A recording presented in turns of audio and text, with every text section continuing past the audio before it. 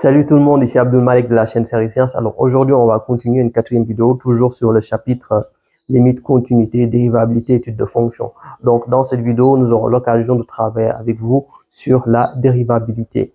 Ce qu'il faut comprendre en ce qui concerne la dérivabilité et également ici les différentes formes que vous aurez à rencontrer quand il s'agira de déterminer la dérivabilité en un point. Ok. Bon, maintenant, on va s'intéresser tout d'abord à la définition de la dérivabilité. On va considérer une fonction h, ok, h de x et a un nombre réel, ok, a appartenant à r, ok. Donc, on va dire que h est dérivable en a. H est dérivable en a s'il remplit deux conditions. À savoir ici que a appartienne au domaine de définition, d de h, autant pour moi, pas d de f, d de h, et qu'en plus de ça, limite quand x tend vers a de h de x moins h de a sur x moins a nous donne un nombre réel L, tel que L appartenant à R. Ok. Il n'y a que ces deux conditions réunies qui permettront de dire, en fait, que H est dérivable en A. Toute autre condition que vous aurez prouve que H ne sera pas dérivable du tout en A. Pour faire simple aussi, j'ai oublié H de x moins H de A sur x moins A et le taux, en fait, est ce qu'on appelle le taux d'accroissement.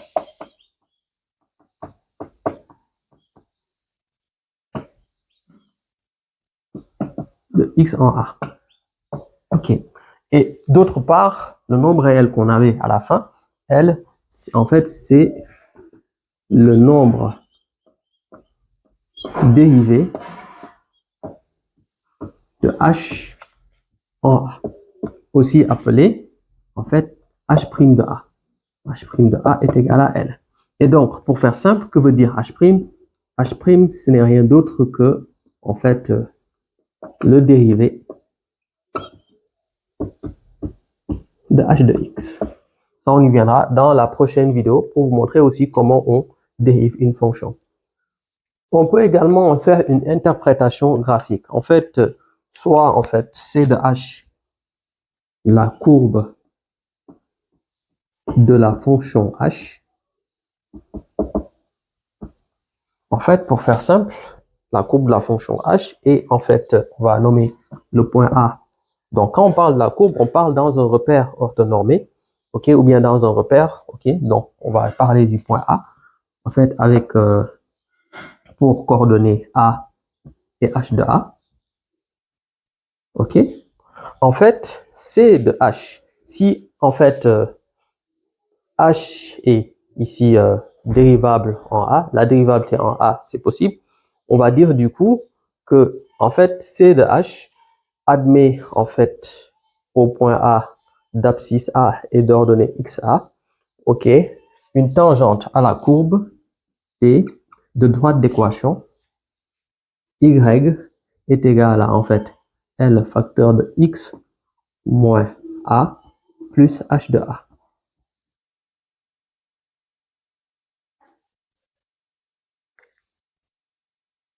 Maintenant, on va aller plus loin avec le cas où vous pouvez avoir une restriction.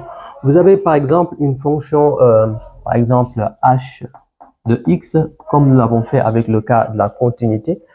Vous avez ici g de x si x supérieur ou égal à a.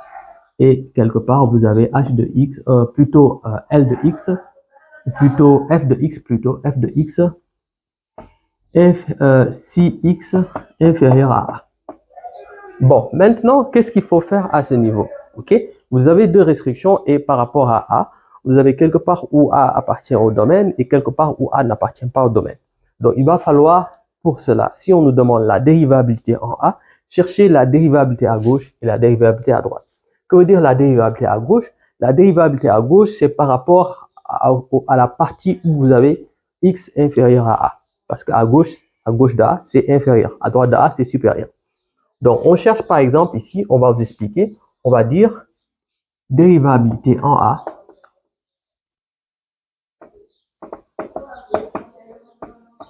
Entre n, on va chercher ici H' D de A et H' de A.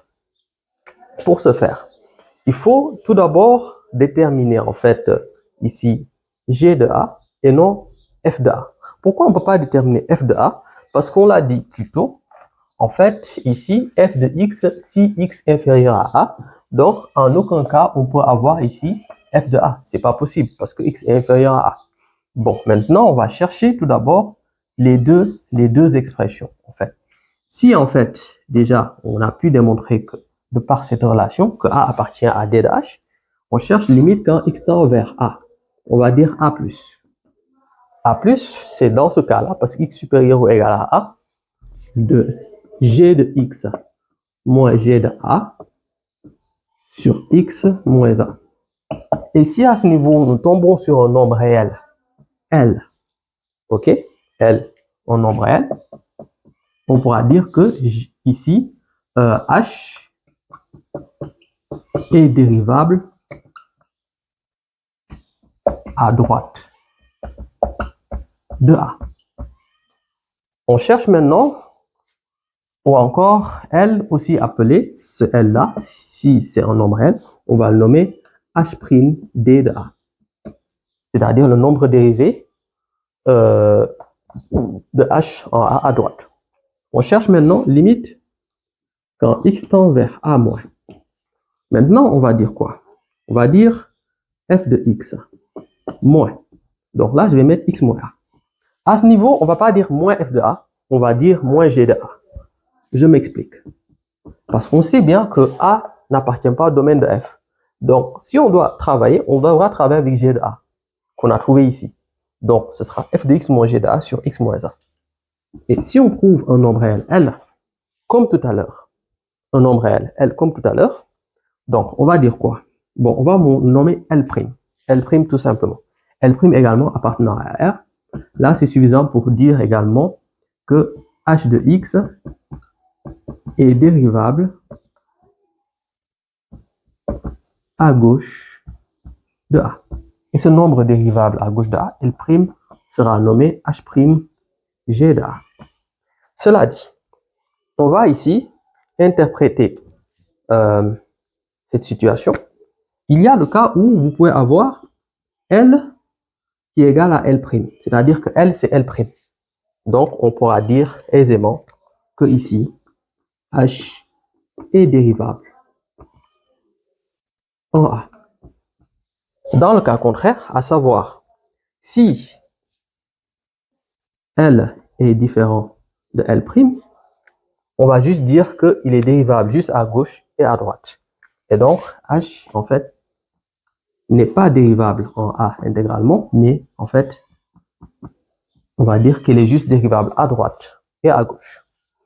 Maintenant, si par ailleurs, vous avez quelque part où vous avez L ici, dans le premier cas, vous avez L qui, ici, qui peut être plus l'infini ou moins l'infini, par exemple. Cette fois-ci, c'est pas un nombre réel, ok? Et d'autre part, vous avez L' qui peut être un réel.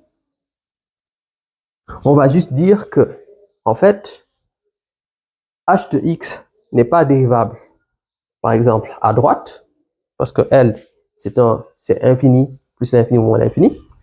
Et d'autre part, H de X est dérivable à gauche. Il est juste dérivable à gauche, mais il n'est pas dérivable à droite. Ok? Si dans tous les cas, vous trouvez plus l'infini ou moins l'infini, à savoir que pour L ou pour L', vous trouvez plus l'infini ou moins l'infini, on va dire dans ce cas-là que H n'est pas du tout dérivable en A. Ok? Donc, vice-versa aussi, on aurait pu avoir pour L' plus l'infini et moins l'infini. Et ici, on aurait pu avoir L qui appartient à R. Donc, on va juste dire que c'est dérivable à droite. Donc, elle n'est pas dérivable à gauche, tout simplement. Bon, maintenant qu'on a fini de parler en fait de la dérivabilité de H, on va ici contextualiser un peu. Vous avez par exemple H de X, ok, pour lequel vous avez une restriction, à savoir G de X et F de X. Donc là, si X supérieur ou égal à A et si X inférieur à A. Bon, par conséquent, on va bien faire attention. Vous avez ici H', droite de A qui est égal à L et H' gauche de A qui est égal à L'. Et cette fois-ci, on va considérer que L et L' sont tous des nombres réels. Cette fois-ci, on va préciser également que L différent de L'.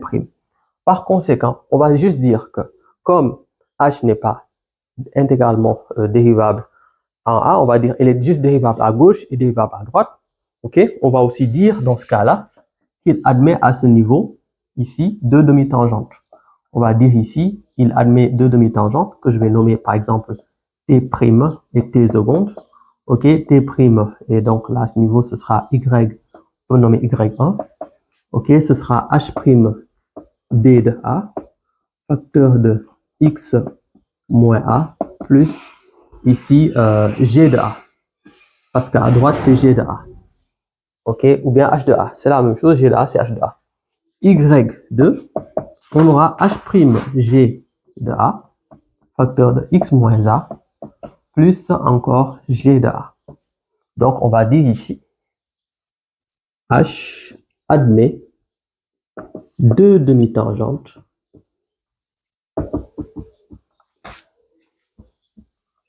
dont les équations sont présentées plus haut en A. Ok. Donc, aussi, il y a une autre propriété qui fait intervenir ici la continuité.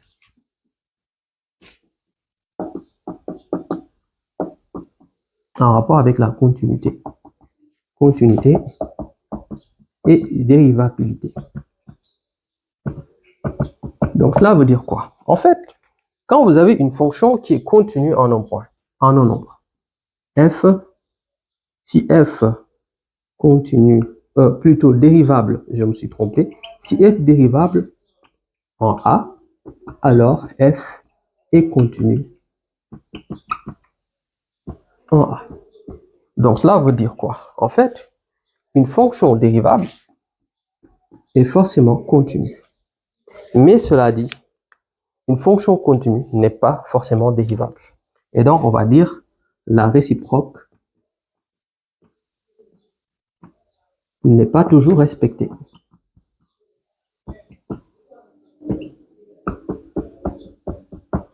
Voilà ce qu'il faut savoir à ce niveau. Donc, une fonction qui est dérivable est forcément continue en un point.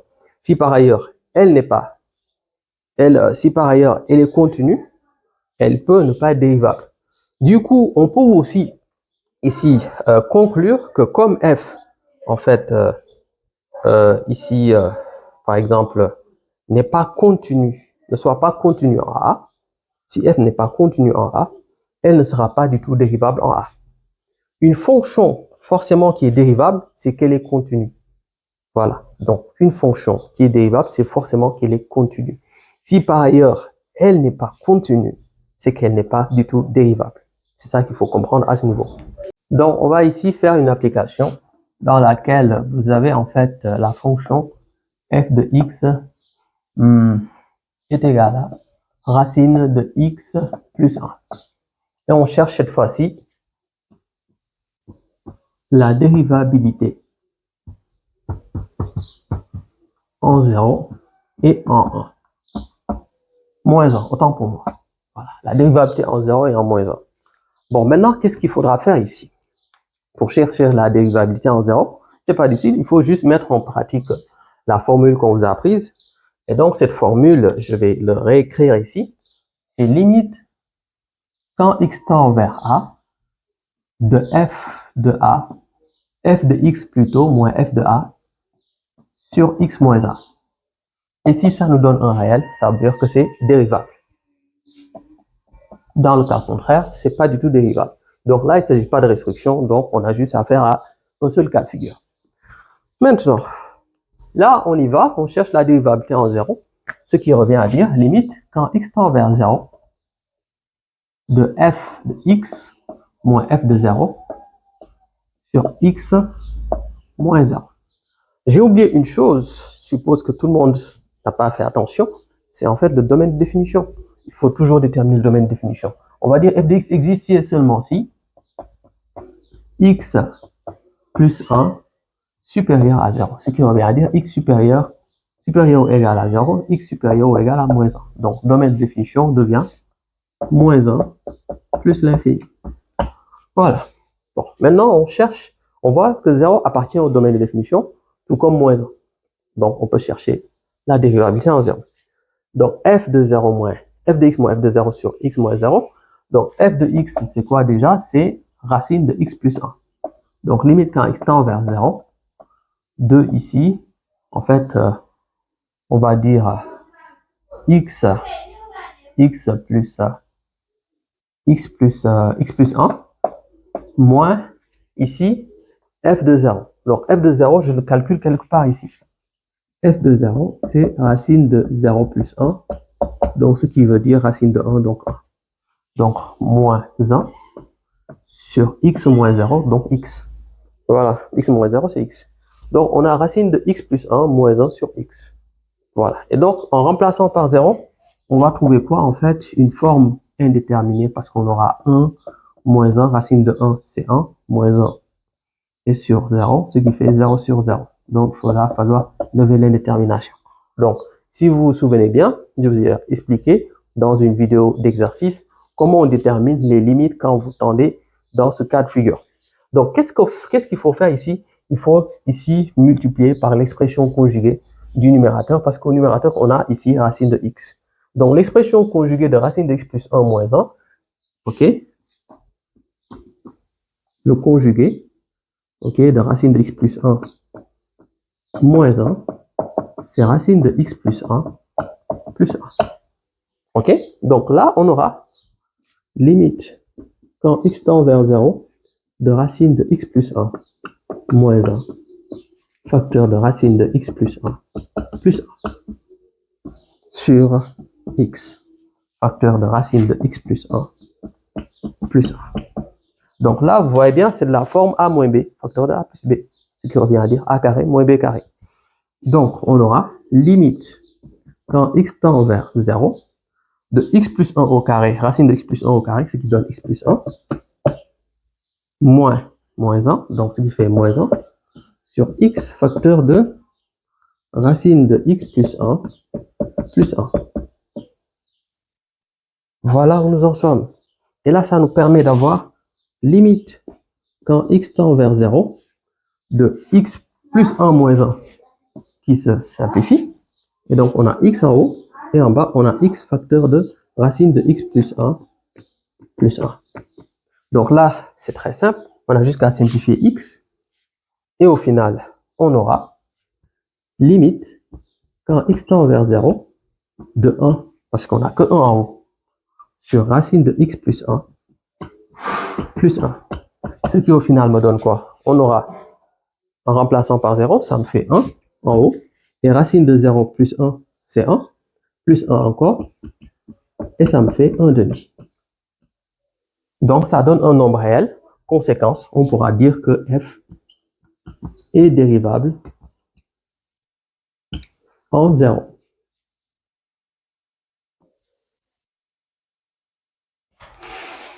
Maintenant, il va falloir chercher ici la limite quand x tend vers moins 1. Ok? De racine de x plus 1 moins f de 1, f de moins 1 sur x moins 1. Bon, f de moins 1, il va falloir le déterminer. F de moins 1, c'est racine de x, donc on remplace ici x par 1 plus 1, ce qui donne racine de 0, donc 0. Ok, donc f de moins 1, c'est 0. Bon, on y va rapidement. Ce qui fait limite quand x tend vers moins 1 de racine de x plus 1 moins 0 sur x moins 1. Voilà où nous en sommes. Ok. Bon, arrivé là quand même, on peut ici utiliser une méthode très simple, à savoir multiplier par racine de x plus 1. Ok? Multiplier par racine de x plus 1. Ou bien, en fait, oui. Maintenant, arrivé là, on va remplacer x par moins 1. Ce qui me donne, ici, j'aurai ici 0, parce qu'on sait que pour moins 1, racine de x plus 1, c'est 0.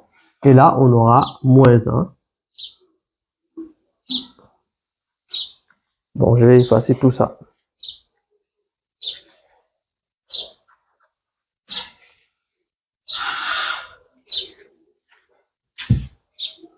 Maintenant, nous cherchons la dérivabilité en moins 1. Tout d'abord, déterminons f de moins 1. F de moins 1, c'est racine de x, on remplace par moins 1 plus 1, ce qui fait 0. Donc, racine de 0, c'est 0. Maintenant, on a ici f de moins 1. Donc, ce qui fait limite quand x tend vers moins 1 de f de x moins f de 0 sur x moins moins 1, ce qui fait x plus 1. Voilà. Donc, le tour est joué. Finalement, on a ici f de, autant pour moi, f de moins 1, excusez-moi, f de moins 1 qui est 0, ça m'a fait un tour là, ok. Et donc, on a limite quand x tend vers moins 1 de racine de x plus 1 sur x plus 1. Et donc, logiquement, pour x plus 1, c'est 0. Pour x plus 1 aussi, c'est 0, ce qui fait 0 sur 0. Donc là, c'est une forme indéterminée. Il va falloir lever l'indétermination. Bon, mais quand même, pour lever l'indétermination, c'est pas difficile. Vous voyez, x, racine de x plus 1, et en bas, c'est x plus 1. Bon, je vais vous faire la chose de manière très courte et très simple. Vous avez limite quand x tend vers moins 1 de racine de x plus 1 sur racine de x plus 1 au carré. Ok, bon, on va dire au carré. Pourquoi? On va considérer que c'est positif parce que nous sommes dans le cadre où x plus 1 est censé être positif, vu que nous sommes dans l'intervalle moins 1 plus l'infini. Donc, la plus petite valeur qu'on peut avoir ici, c'est avec moins 1. Donc, on peut se permettre d'écrire ça comme ça. Donc, vous avez ici racine de x plus 1 sur racine de x plus 1 au carré. Donc, ça fait quoi? Ça se simplifie, tout simplement. Donc, finalement, on aura limite quand x tend vers moins 1 de 1 sur racine de x plus 1. Bon, arrivé là maintenant, on remplace ici par moins 1. Là, en haut, on a 1. Et au dénominateur, on aura racine de 0 qui n'est autre que 0. Et comme c'est 0, on va dire 0 plus. Ok? Donc, on a 0 plus, 1 sur 0 plus. Excusez le bruit. Donc, limite, quand x tend vers moins 1, de 1 sur 0 plus. Et là, ça fait plus l'infini. Ok, donc, c'était tout. On a fini la vidéo d'aujourd'hui. J'espère que vous a plu. Si elle vous a plu, n'oubliez pas de laisser un petit like, ok, de soutenir la chaîne aussi, de vous abonner, de partager à vos camarades qui, comme vous, sont en classe terminale et sont désireux d'évoluer dans les mathématiques, les sciences physiques, mais également les sciences naturelles. Parce que cette année, nous aurons l'occasion de beaucoup, Inch'Allah, de beaucoup partager des cours, mais également des exercices corrigés. Donc, on compte sur vous pour, augmenter la team, pour qu'il y ait plus de gens, voilà, parce qu'on veut vraiment avoir un impact sur le niveau des élèves en ce qui concerne les matières scientifiques. Au revoir.